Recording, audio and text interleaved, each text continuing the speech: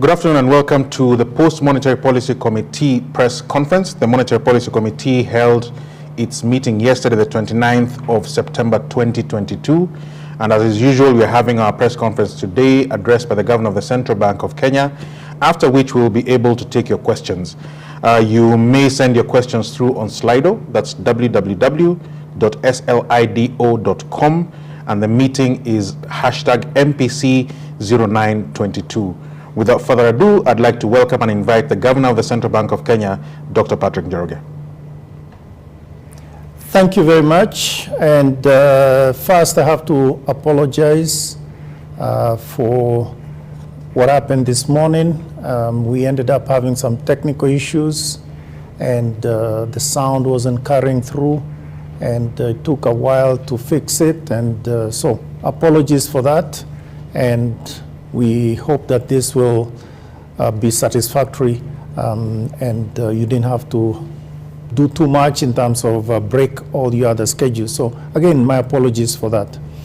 I'll very quickly cover the same ground as I did this morning, but I'll go a little faster, not because of anything, but also more conscious about the time of day. So just being a bit faster on the presentation. The presentation today really comes after the MPC meeting, and we are trying to give you more detailed information as to what underpinned the decision. You've already seen the press release, which has been was circulated yesterday with the specific decisions. But the first thing is the global developments. And here, we have witnessed a dramatic change in fortunes in the global economy since the last meeting. Inflation in advanced economies has increased dramatically and pushing 10%, double digit. And you have the graph there that shows you some of the numbers. EU at 9.1, UK 9.9, etc. And this is across all advanced economies. And in particular, Germany, just yesterday they put out some new numbers for September, and they were at 10.9% year on year, a 70-year high. You have to go back to 1951 to get them, or to have a double-digit inflation number in Germany. So the point here in 1951 is post-war, just right after the Second World War. And at the same time, there are warnings about deep recession and impact of the gas shortages on the respective communities in advanced economies and Germany in particular. So this is a big concern, as we have said before. Supply chain problems were the first ones that were pushing inflation. And then you had the fuel issues, and now gas, so fuel and gas. Of course, the war in Ukraine has also helped push some of the prices up because of lack of availability, etc., etc. So, but what happened is the policymakers in advanced economies, they have now appreciated the cost of their slow action related to dealing with inflation, and they have hastened to address this concern before it gets entrenched in their economies. And that means that there have been significant, and they've also telegraphed significant increases in their benchmark interest rates going forward to deal with inflation. Now, the delay in their action has been costly, particularly with respect to their credibility. And what happened, as you know, in September 21, the Fed, US Fed, announced a 75 basis point increase in their benchmark rate. And this sort of sent the markets into turmoil, into the equity markets fell, volatility surged, etc. That's just one example of the very strong market reaction, which should, in normal circumstances, would have been much more muted, meaning the markets have already priced in the expected increase in rates, etc. But no, it was just the contrary. It created volatility as opposed to, reducing volatility. So financial market turmoil, not a tantrum, now we are talking turmoil, seems to be the flavor of the month. Strength of the US dollar is a key element here, and we have a flight to safe haven, the US, but also because the US was the one that was ahead in terms of raising interest rates. So there was a flight to the US from all other, let's say, jurisdictions, but in particular the emerging markets. At the same time, therefore, there has been that outflow of capital from the emerging markets, and also difficulties being shut off, let's say, from the capital, the global capital markets. More recently, last Friday, a week ago, we also had this experiment in orthodoxy, or rather unorthodoxy, or unorthodox policies. The UK Chancellor of the Exchequer announced unprecedented and funded tax cuts, which obviously would have had significant impact on the borrowing, etc. And the markets obviously reacted violently. And that is just to put it mildly. And there was a lot of seesaw of policies, as you know, by the Bank of England, the central bank there.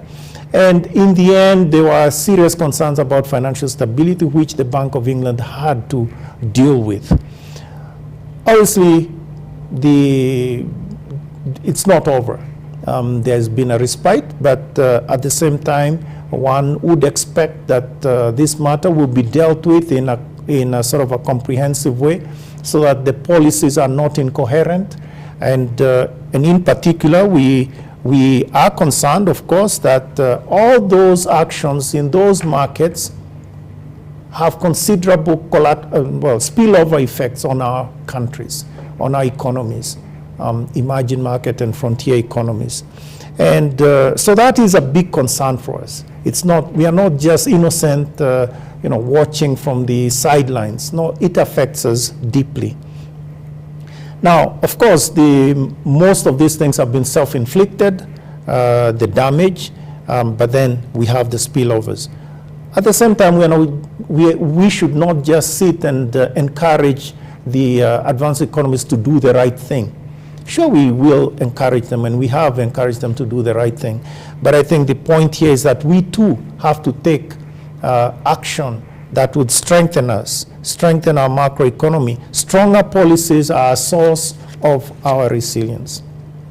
So it's against this backdrop that of global developments, negative developments, that actually the MPC made its decision, because it's clear that all those will lead to pressures, or let's say imported inflation towards us. At the same time, there is the positive elements, which we are going to talk about in a minute. First of this is oil, the crude oil. The prices have come down, and that slide shows you've seen it before, where the prices are today. Well, actually 2 days ago. And this is the Marban oil. This is September 28th, just 2 days ago. And it's at $89 a barrel. And we would hope that this will continue going down. Now, it's true, right at the end there, it's going up to 89 from 81. But I think the point here is that the general direction is the right one. And we expect that the actions that other countries have done, the US in particular, will help continue pushing this lower. Secondly, global commodity prices have been improving, have been falling, moderating. And here is a graph that we showed you last time of some specific commodities. Palm oil. Remember, palm oil, it's used for various things, making edible oils, making soap, etc. So it is a big ingredient to those sort of things. And you can see it has come down dramatically. And then the other commodities there that you can see will circulate these slides on Monday. Then, of course, another slide is about relates to the supply chain pressures. This is the cost of freight This is a 40-foot container. How much does it cost in US dollars?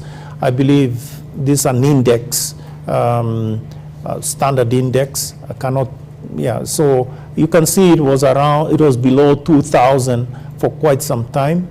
And then during the COVID period, that shot up to, more than 10,000. And now it has moderated. We are at the 6,000 range, a little below that. And it's still high relative to previous what it was in 2019. But I think definitely this it's going in the right direction and moderating. So those are the things I wanted to mention in terms of the global developments. So closer home, domestic economy. Now in May 2022, we did mention, we warned of a clear and present danger of breaching our 7.5% threshold over the next 3 months. That's the inflation, the CPI inflation. And in fact, it came to pass. So in June, July, and August, the CPI numbers have been above the 7.5 threshold. Now it's true in May we did take action and raised our benchmark rate by 50 basis points. And also there was a raft of government measures that were meant to moderate cost of living concerns of the population, and all those, including, for instance, on the electricity, on fuel, on UNGA, all those, we listed them in our press release of July. So that notwithstanding, the August print, the August outcome was 8.5%. And as you can see here, food inflation was at 15%. And fuel was at 8.6%. And indeed, non-food, non-fuel was at 3.2%. Now, if you look at the contributions to the 8.5, you'll see that food was the largest contributor. So of the 8.5 percentage points, 5.5 was from food. And then 1.9 was fuel, and 1.1 was non-food, non-fuel. So the question then is, what is happening with food? And I think here is a good slide that shows you there are 4 items: wheat, maize, milk, and edible oil. All of them, if you look at the contribution of those 4 in the 8.5, actually they contribute 3.2, more than a third, 3.2. So 3.2 percentage points on the 8.5. So the point, of course, is food is a significant element, and we expect that the various, let's say, trends in food, we already talked about edible oil in the context of the palm oil, etc. Those are coming down. Wheat also, I think we showed that slide. But I think there are also domestic things, domestic considerations, right? The wheat, the harvest, the maize harvest, etc., and obviously other non-vegetables also coming into the market and so forth. So the food item, we expect that will moderate in particular ways. At the same time, we expect that fuel, if you remember, there was an increase there's a removal of the subsidies on petrol. And that will obviously push the inflation price up, both for this month, the month of September, of which we expect the numbers today, and indeed going forward. So it is on this basis that the MPC made its decision. So in sum, having looked at the external developments, having also looked at the trends on significant contributors to inflation, the MPC thought it wise and decided to deal with the emergence of inflation, particularly the second order effects. It's true, one can say, what has monetary policy got to do with the price of vegetables and etc. But I think the point here is the second round effects. So things that relate, that let's say the things that relate to those specific products in a second order way. So think about fuel and think about transportation costs. So the cost on transportation, that's a second order effect. And that's why the MPC took the action that it took of increasing the benchmark rate by 75 basis points. Again, I say that we're expecting to see sometime later today the release of, by the Kenya National Bureau of Statistics, of the September inflation numbers.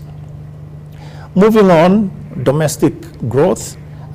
We have not revised the projections on our domestic growth, or rather the growth of our economy, so domestic economy. And this is a slide you saw last time. And I think the only thing we've done here is to update the information with respect to the leading indicators. And so we are still projecting for Q2 a growth of 4.7, or a number around 4.7%. And that's the Q2 growth. We already have the Q1 growth of 6.8. But I think the point here is that we are also seeing a very strong or resilient growth, resilient economy in Q3 and Q4. So as we go to the end of the year, that means we are now projecting growth of 5.4% like we did last time.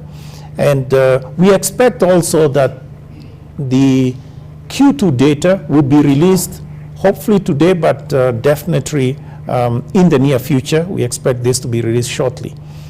It's true, we also expect the IMF to issue its global, or its projections for global growth in the next maybe 10 days or so. And on that basis, on the basis of the Q2 data that the KNBS will release, IMF data and all other data, including our leading indicators, we will revise the growth number once we have all those in. But at this moment, we are still projecting 5.4 for the year and 4.7 for the quarter, which indeed is a strong growth given the circumstances that we are in, a very weak global economy, and also all the other concerns that we have had in this domestically, including elections, etc. So I think the point here is that there's a lot of dynamism, or should we say resilience, in the economy. So that's what I want to say, but I think we can cover a few slides that show the specific, some of the specific, let's say, indicators that have been tossed in the leading indicators. This is on wholesale trade and manufacturing sector. So you can see the wholesale trade, the growth, the green bars are the year-on-year. For month of August, for instance, 9.3 relative to August last year. So the turnover, so significant improvement. And that is, if you want levels, that's the blue line at the top, right? So manufacturing as well, 10.4% growth. This is, and remember August also was a year when there was a lot more electioneering, as we called it. So in some sense, the sort of the lower growth in July, August is well understood, but these are still very healthy numbers.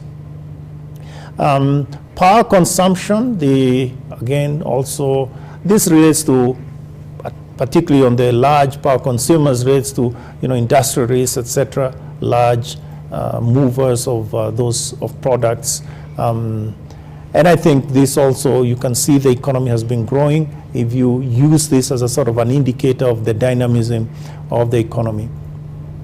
The cement consumption, this, you can see a decline of about 12% in July and a decline of 17% in August.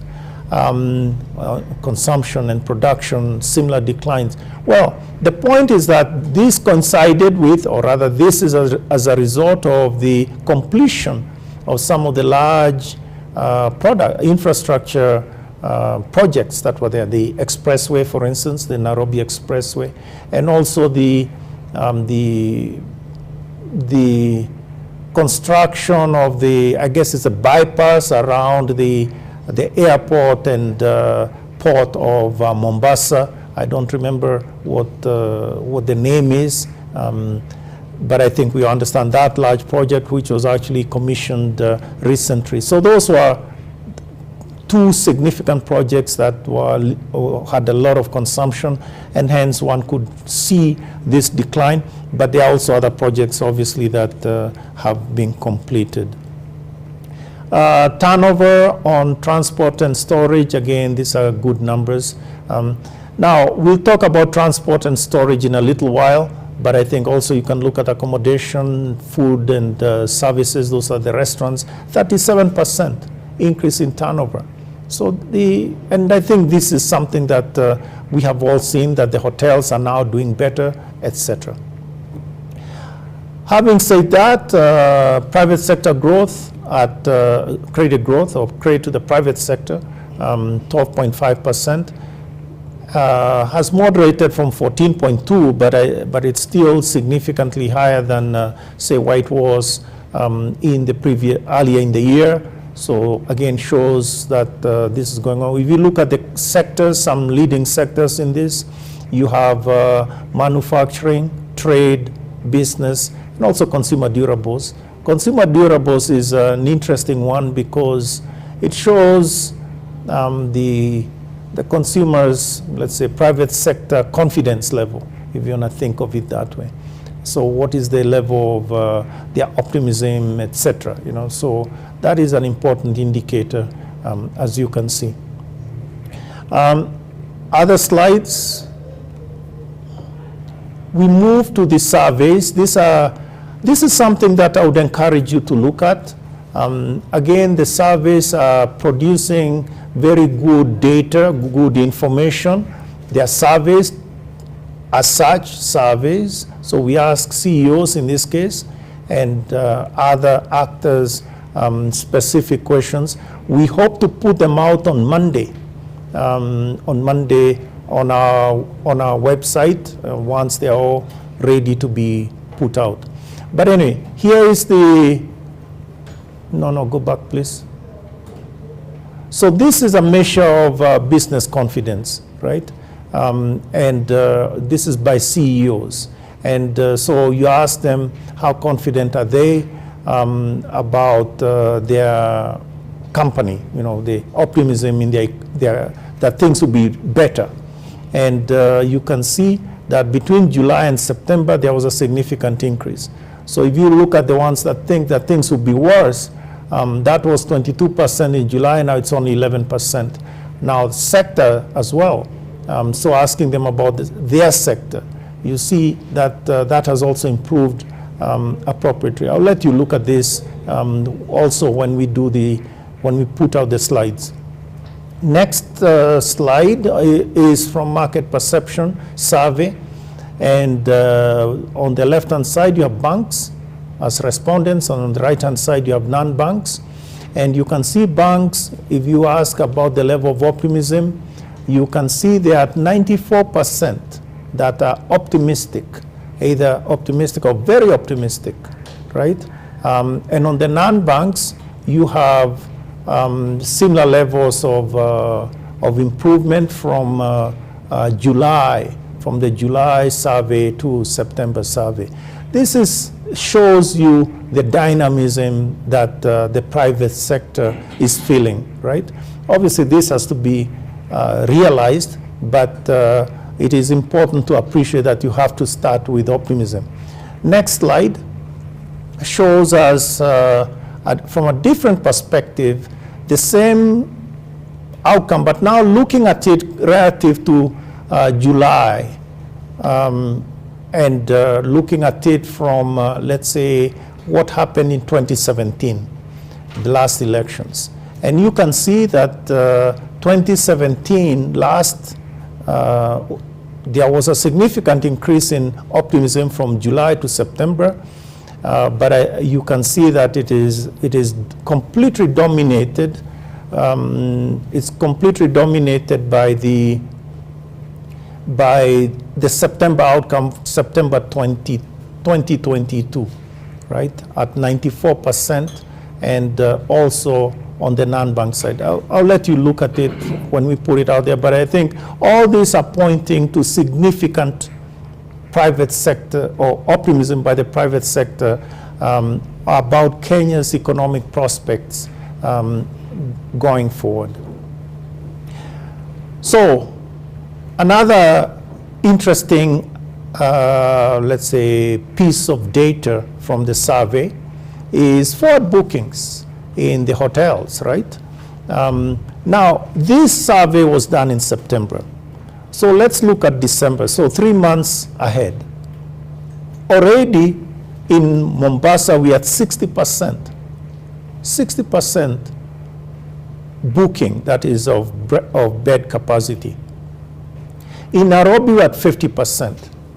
And rest of the country, we had 58%. My point here is that this is remarkable in terms of forward booking or forward bookings at this level. It shows a lot of optimism in the country for people to make those early, let's say, plans for 3 months ahead, etc. You look at more data that is related to this in the survey. This is there are 2 slides that are here on the agricultural sector survey. We have started, as you know, a new survey of the agricultural sector.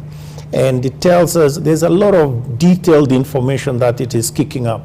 I'm not going to go through it, but I think I just wanted to show you this as a teaser because we are getting good information about from the respondents, farmers, traders, etc., about, let's say, what they expect in terms of prices, what they expect in terms of volumes, and what their concerns are, etc. So I don't want to go through it in detail now, but I just wanted you to know that there is significant information that you could come back to in this now well-structured agricultural sector survey. So this was one slide, but there was a second one which we will show you at that time. Then we move on to the balance of payments. And the balance of payments, exports have remained strong, have been growing strongly, 11% generally relative to a year ago, or rather the same period last year.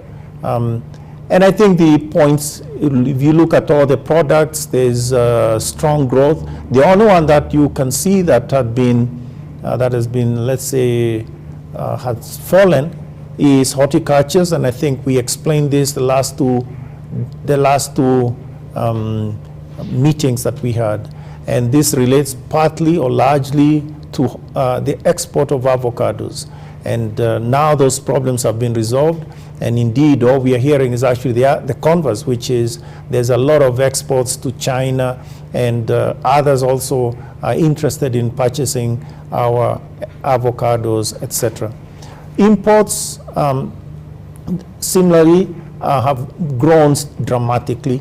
And I think the point here is they have outstripped the growth in exports. And if we were to talk about what was driving it, I think one product only, oil. So for the same period, it was at 2.8. We imported 2.8 worth of oil, petroleum products, and a year ago, and now it was 5.2, so significant increase. The others are much more moderate. Now you break this into the by type of imports, consumer capital, etc. Obviously, a lot of it you see is intermediate imports, and if you do intermediate imports, excluding oil, you see that is more reasonable, from 9 to 10.3. So significantly in all this, oil is the one that has really pushed pushed the imports to outstrip the growth in exports. This is a rather busy slide, but I think I just want to say travel receipts, you can see it improving related to the volumes, But I think the more interesting one for me is the transport receipts. And this relates to things like hauling, KQ, airlines, etc. So what others pay us for providing transportation services, etc. And I think this one has been growing quite strongly and worth watching. It relates to your haulers, etc., who are moving stuff cross-border, etc. Moving along, this is the tourist numbers. I'm not going to talk too much about it, but I think we can see that it is increasing. Remittances, again, this is a number that we are familiar with. So far, 4 billion. Relative to 3.4. All these numbers are for the period for 12 months to August. So it's comparing likes to likes. So they are not annual as such. But anyway, meaning calendar year. But anyway, so you can see the growth. It is true in the last couple of months, if you look at the monthly numbers, the numbers has been soft. But there are two things that are driving that. First is very strong seasonality, and we have seen it before, not just last year, but anyway. So this seasonality, and we expect, according to the seasonality, the next quarter, that is the quarter that begins tomorrow, October, there'll be there'll be a sort of a reversal of that, and it'll be an increase towards Christmas, etc. The other thing is obviously the diaspora, the people, the remitters, having their own cost of living shock. So one could expect that they have to adjust their, let's say, their budget to accommodate some of the remittances that maybe they will be doing. So those two elements are there, but I think the point is diaspora remains strong, and we expect that to continue appropriately. Current account, the current account balance, that remains, it's now at 5.2% of GDP, and this actually is the same level as it was 12 months ago. So this chart is not like the one I just mentioned a moment ago. This until 2021, those are calendar years. And then the year to August is 5.2. If you had year to August 2021, it would have been 5.2% of GDP as well. And our expectation is this will be at the end of the year 5.9, as we have mentioned before. Of course, we will recalculate this once we redo GDP, etc. So it will be a package of numbers that we will do. Moving on, so current account, but I think the point here is that the current account, as I have said before, at around 5%, that is our sweet spot. It's reasonable because we can finance that in various ways, portfolio investment, the FDI, etc. So that can be well taken care of within our capital account. Having said that, we ask ourselves, what about the exchange rate? Now, here you can see on the left-hand side, this is major currencies versus the US dollar. And you can see on the left-hand side the dollar index, which is dollar versus a basket of leading currencies in the country, in the world. And you can see the dollar has appreciated by 18%. That's significant, 18%. I explained why it has appreciated earlier in my presentation. And so most of the other currencies have depreciated. And you can see that's what has happened from the yen to the pound, etc. I think this is something that we would not ordinarily see. Such large numbers. You're talking double-digit depreciations of leading indicators against the dollar. So I think the point here is that the dollar has been driving everybody, every currency, and in a sense, we are not unique, meaning there's no place to hide. Moving on to the currencies that are closer to us, and that is around Africa, you can see that similarly, there are some currencies on the left-hand side, the greens, Angola, Botswana, Zambia, I think we can just say that if you want to understand Angola, currency movement in Zambia, I would suggest you look at the last two to 3 years, because particularly those two, there are significant depreciations that took place. So this is sort of like a resetting somewhat.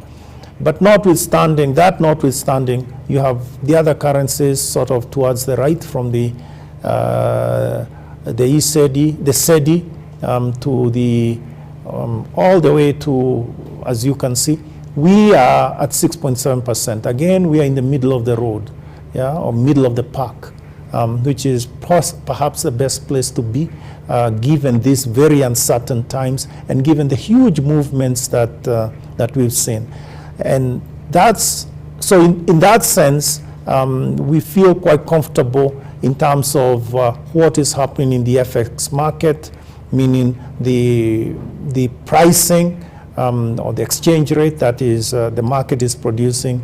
We are reasonably comfortable with that. Having said that, the foreign exchange reserves, and I think the point here is that we are at 7.4. This is our own reserves, 7.4, which is about 4.2 months of import cover.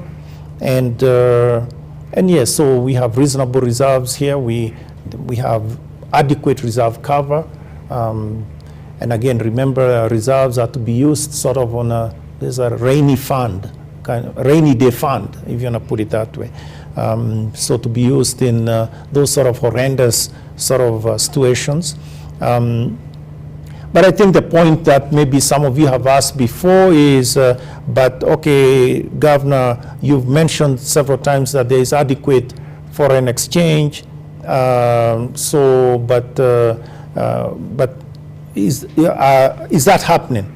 And my answer would be, yes, I had made the point that we have, and I continue to make the point that we have adequate foreign exchange. The point is that the markets need to improve in the way they are functioning.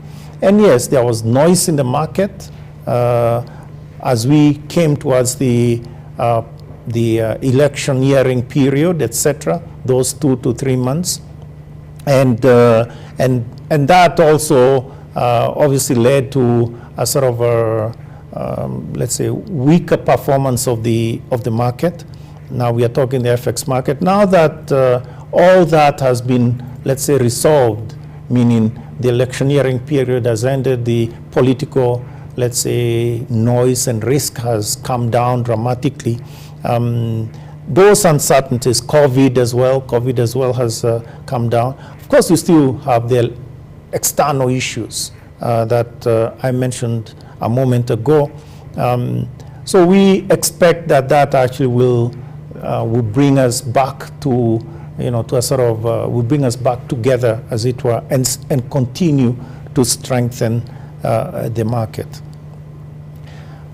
Next slide is about the performance of the yield curve. And here I would say, or performance of the government security market. And all I would want to show in this is that there's a well-defined yield curve, correctly sloped. And you can see also the time to maturity of the various instruments as shown there. The point here is that the government securities market has continued to function well. It is true there has been significant, let's say, lack of liquidity or reduced liquidity in the market. And the reason for the reduced liquidity partly is because of the government's own, now they are not spending as much. But I think we all understand there's a lot of, as we come to the beginning of the year, there's a lot of holding back of expenditures, meaning it's a pretty dry season for expenditures as the various approvals are done. And now even more, because there's now a new administration and they need to sort of understand what they're spending on, etc. So a sort of a regrouping, if you may, But I want to just make the point that the government securities market has been functioning okay. I think that's it. There could be other questions that I would encourage you to ask, but I think for now, I think I have, I even overshot my, my target, as it were. So thank you very much. I look forward to your questions. Thank you very much. That was the Governor of the Central Bank of Kenya, Dr. Patrick Njoroge. And we will jump straight into the questions. We'll begin with Kefa Moirore of Radio Citizen. Kefa says, trying to read the MPC's mind, what were the trade-offs in the decision to lift the CBR over a pause? He adds that expectations were largely split in the middle. A second question from Kefa. Last year's freeze on CRB listings relapses today. In light of the reforms to come to credit scoring, has the CBK issued directions to extend the freeze? Finally, for this batch from Jimmy Mbogo of Business Hour, what informed the CBR rate increase, and isn't this going to increase the cost of credit? Okay, thank you. So maybe beginning with Jimmy's question. Jimmy, I think I've explained sort of what informed it, the risk that the MPC saw of a sort of a increase in the inflation outcomes, or worse inflation outcomes, and also unhinging of inflation expectations. So in that sense, it was important to deal with it. It is true, it may lead, it operates also by increasing the cost of credit, that is sure. But I think the issue here is what is your number one evil? Yeah, what is it that you're dealing with? And inflation is the number one evil. In this regard, we've talked about it in the past, and I'm sure you have written about it. I mean, many of you must have written about it somewhere to your readers and etc. Because among other things, inflation hurts the weakest the most. So I think in some sense, it is important to appreciate that it is not just a number. Inflation is not just a number.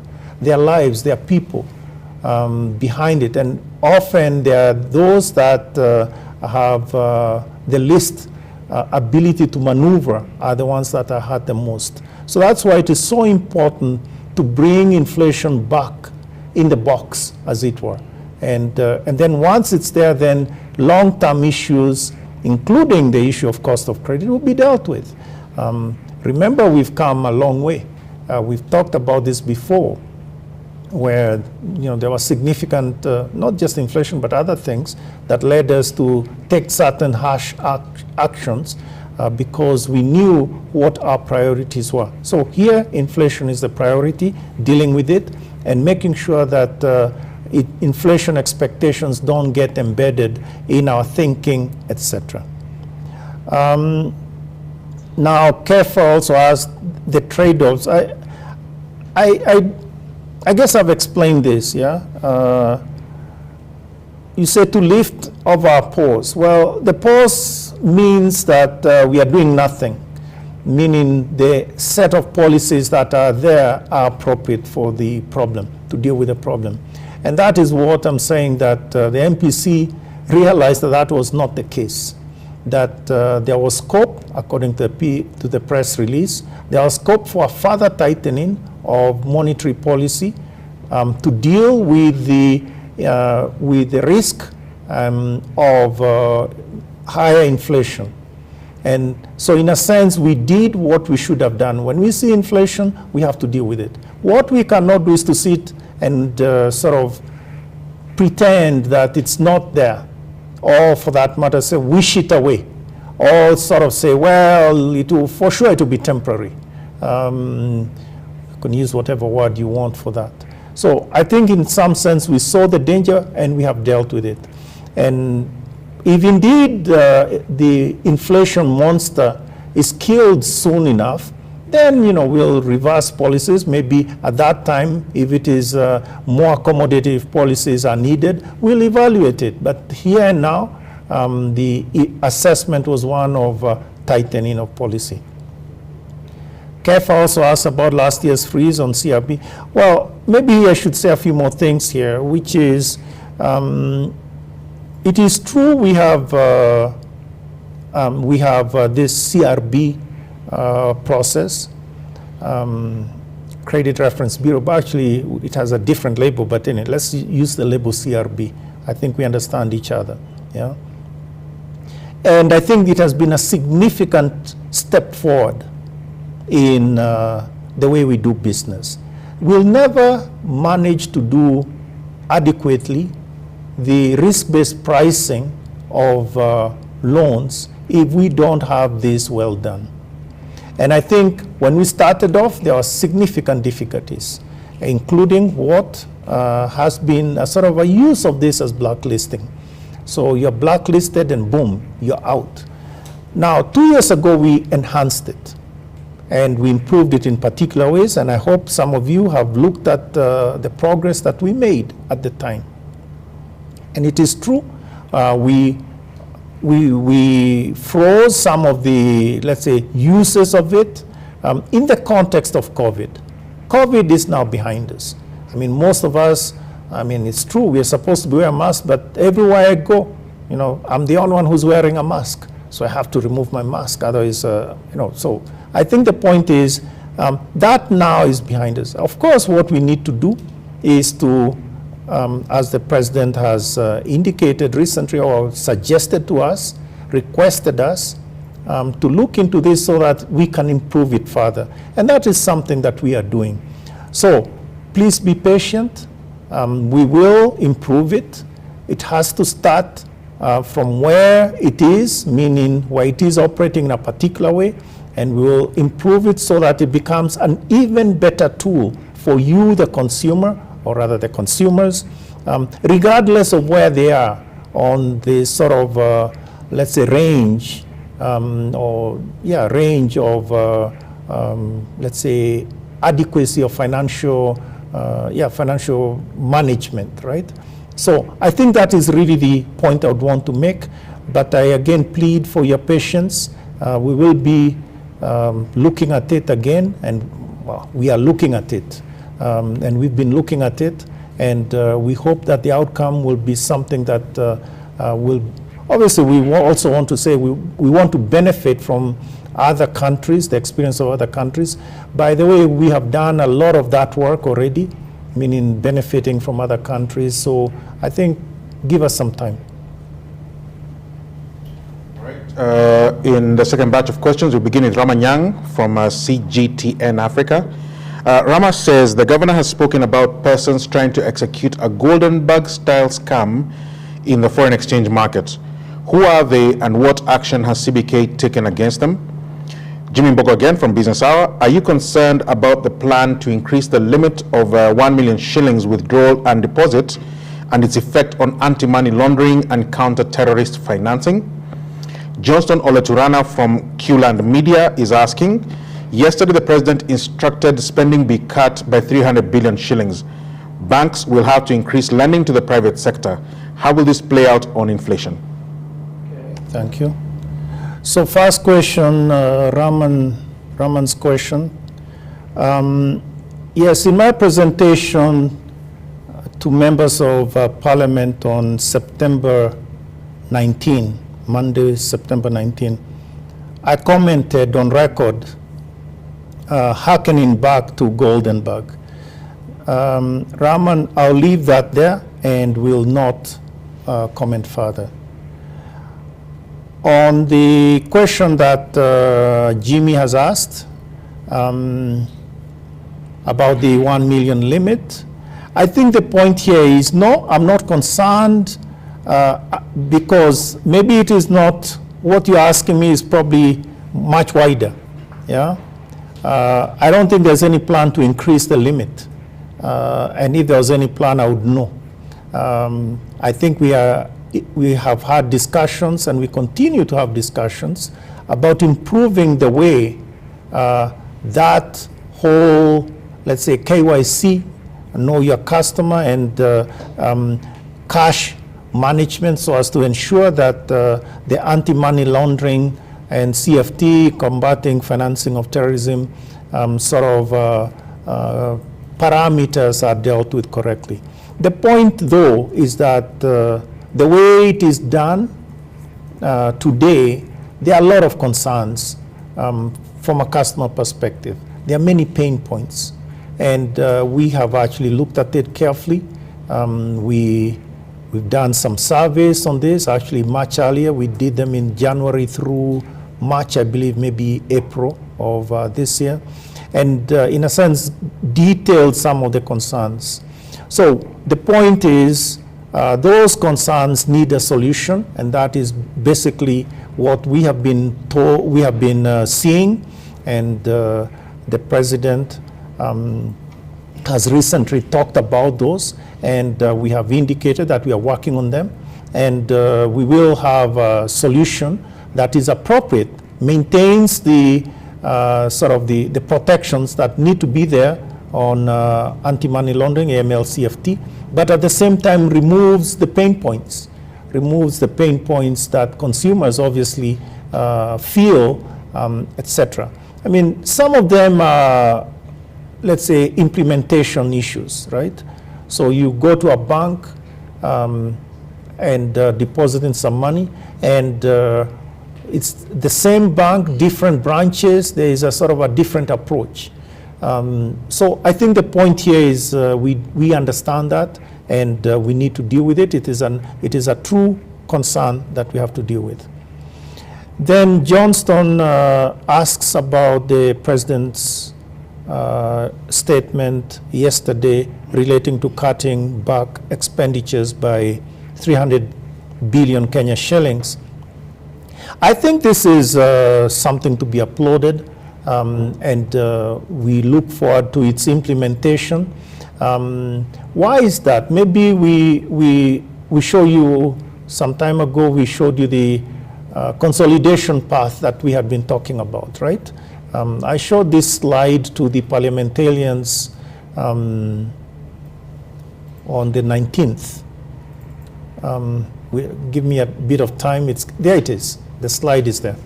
So the reds are the actuals, okay? So this is a budget deficit in the context of, as a share of GDP. You generally would standardize this by GDP. And you can see in 2021, right? The deficit, this is in the midst of COVID, the deficit was at 8.4.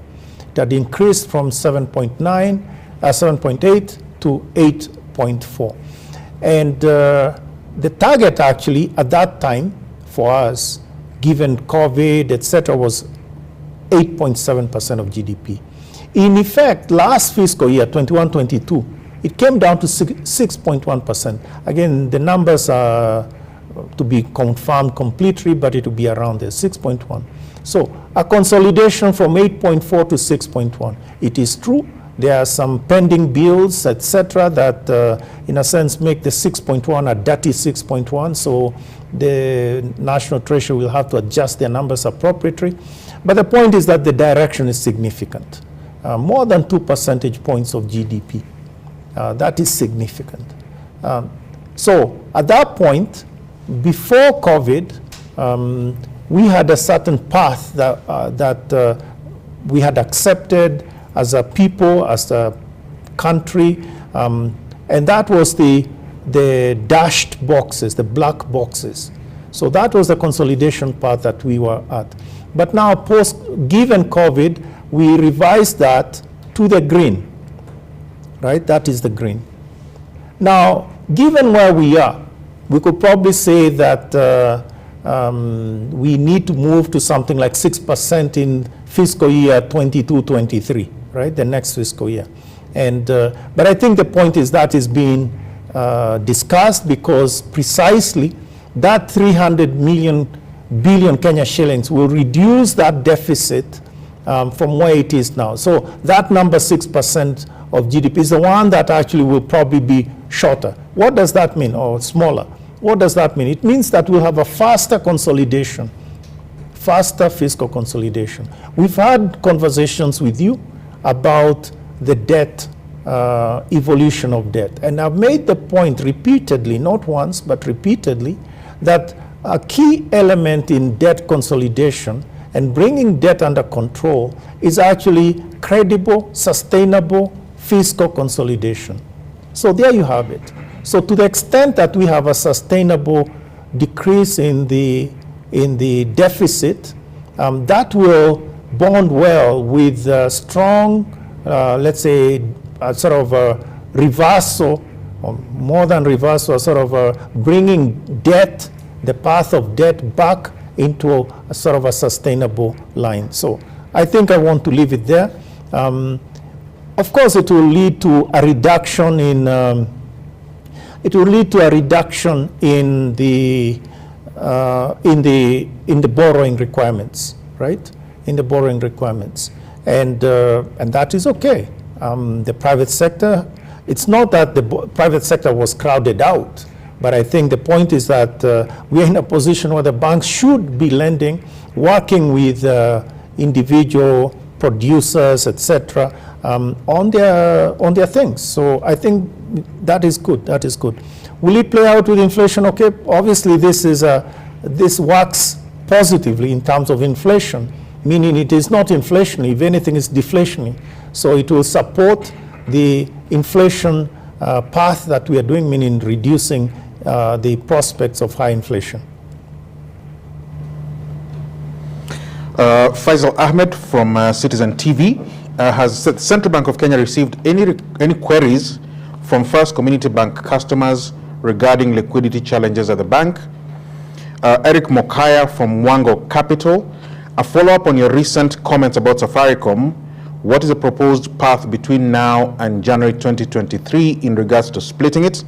And we combine that with Ramanyang from CGTN Africa, similar question. What material difference will CBK have in regulating M-Pesa as a separate legal entity rather than in its current form as part of Safaricom? Finally, from David Herbling from Bloomberg News, do you plan to serve the full remainder of your term as CBK governor, or are you mulling an early exit from office? Okay, so Faisal, I think those questions about the bank, etc., no, I cannot comment on that, but I think the point is that all the banks that we are working with have access to, in case of liquidity needs, they have access to significant instruments, both in the central bank and also in other places, meaning in the interbank market, with their own bilateral lines with banks, etc. So I think the point there is all banks are working to, let's say, deal with any liquidity, or should we say any of those challenges that may happen from one day to the next. I'll take Eric and Raman's question again together. I think the point here is that I know you are referring to comments I made about when the parliamentarians asked me about Safaricom, and the previous, I guess is the 12th parliament, was intent, and there were many questions about, or many discussions about breaking up Safaricom, etc. And our point here is that we need to improve the governance of this institution, an institution that we regulate. And it's not the only institution we regulate, but I think the point here is that we have a path that we are walking with them, and at the right time it will be presented. So I did make the point that let's ask me that question. So I told them in January, and the point was just to say that we are working on this in a sort of a short term, in the short term, rather than in the months and years sort of horizon. So I would just leave it there and sort of ask you to bear with us as we deal with these issues. Bottom line is to make the institution stronger. Yeah. stronger in terms of governance, in terms of ability to deliver to the consumer, in terms of ability to maneuver in case of shocks, etc. So I think the point here is clear. And we have done that with banks. There was a time when banks were all one basket, right? One group. And then we have kind of sorted the space, and I think you can see the benefits of that. David Halbring asks, I think, David, on your question, I would probably say it's probably best directed to Trevor Noah. So I'll leave that there. The final batch of questions, we begin with Herald Allo from the People Daily. Are there possibilities of CBK starting to regulate BNPL, I believe that's buy now, pay later companies, and Shylock businesses? Eric Mokaya, again from Mango Capital. On the licensing of digital lenders, since you approved 10 of them, what is the current status of the other 278 applications that were made but have not yet been approved? And finally, from Victor Amadala of The Star, the private sector is hurting from over 500 billion shillings of pending bills. The president has ordered budget cuts. Will this not further strain economic activities? Okay, so first, Herod, the buy now, pay later. Basically, we are, maybe to put it differently, the entire financial sector, we are believers that given the experiences in other countries and ours as well, it is essential to regulate financial institutions. I don't think there's any two ways about it. It's just like doctors, it's just like pharmacists. If you don't regulate them, the social costs are significant. So that is the starting point. Whether it is regulated by the central bank or another institution, that is an issue of the here and now, etc. But what is clear is if these companies are digital credit providers as so defined in the Act, then we regulate them, right? So this is probably like a product that you're talking about. Now, remember there are many other, let's say, even there used to be the hire purchase, remember, that were regulated by somebody else. So there are many other actors in this space. But I think at this moment, we are really making progress on the digital credit providers, which is where the largest social pain was. The largest social pain. And I think you know this. We talked about this before. The social cost, people, let's not repeat those points, but I think it is clear. So I am really looking forward to sort of finally dealing with all these credit regulators and, credit providers that, use the benefit of the telephone and then provide you with credit and then end up harassing you in all sorts of ways.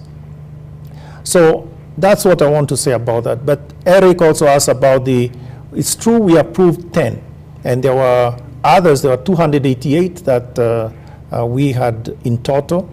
And so the others were at different stages in their in the process. And as we said in the press release, we urge them to quickly deal with the issues that we had pointed out to them, right? There are different issues, each one specific to what it is. But I think the point here is we will not provide them with a license unless they actually adhere to the specific requirements that is required in the Act, etc. One of the things that I think is very clear is that we need to be clear about how they deal with their customers, right?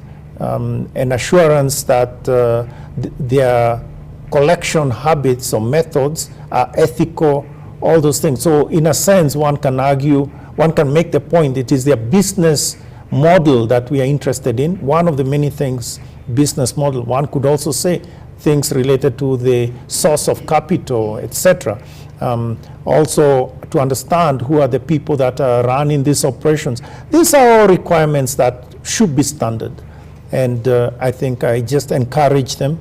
Thanks, Eric, for giving me the occasion to remind them to do what they need to do quickly. Let them resolve those issues, come back to us quickly, and we can then move on with licensing them. Victor asks about the pending bills. Well, I don't have the number, but you says 500 billion pending bills. And I actually think the pending bills has been a significant problem, as everybody agrees, because if indeed, let's say, a road or a particular project is worth, what, 10, let's say, or even 100, let's say 100 million. And the contractor or the vendor begins to calculate how long or to incorporate how long it will take to have them to actually get paid, meaning going through the pending bill process, et cetera, et cetera. Obviously, the specific vendor or contractor will not charge you 100, so the county ends up being charged, what, 150, right? Just because of that pending bill syndrome, if it gets entrenched in the way we do business. So it's a very big problem.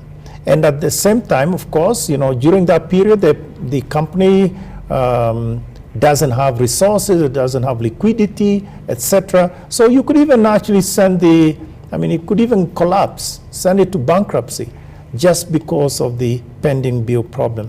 So I think it is extremely important, and I think all of us, the President has made this point, that this is something that needs to be dealt with.